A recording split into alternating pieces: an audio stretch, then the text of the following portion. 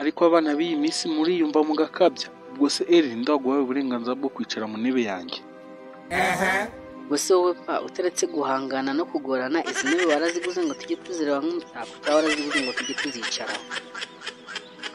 Eri njye ntukazajya umenyera abana ngongana nawe. Nibyo kuko izi ntebe naziguze ngo mujye muzicaraho, ariko buri wese yemerewe kwicara ku ntebe ye, nawe wemerewe kwicara ku ntebe y'undi. Ubwo aho ni mu mwanya wawe.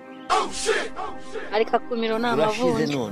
None se buri wese hano ngaha burya agira intebe ye nibwo nabimenya. None se wakigoryiwe aho bimenye yukoze iki? Ndavuze ngo haguruka muri iyo ntebe vuba vuba, sinagura kubona ko so yaje. Yego se pa ndikumva bino bintu bidaciye mu mucyo wawe na gatoya. Yaba buri muntu wese anagira intebe ye, wagakwiye kuba waratandikije amazina ya buri muntu kugira ngo buri muntu ajye yicara mu mwanya we, atazagira wicara mu mwanya wundi nk'uko bibaye nonaha. Ariko sha ubundi ngende kuburana nawe bimenye nonaha ko buri muntu hano muri rugo afite ikintu cye.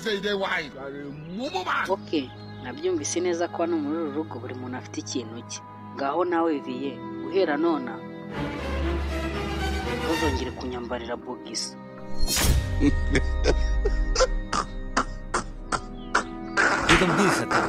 Reka mbwire nuze we. Reka mbwire ngenda kubwiye Satani ni ibiremwa by'Imana yashyizeho, ibaha power, ibaha imbaraga.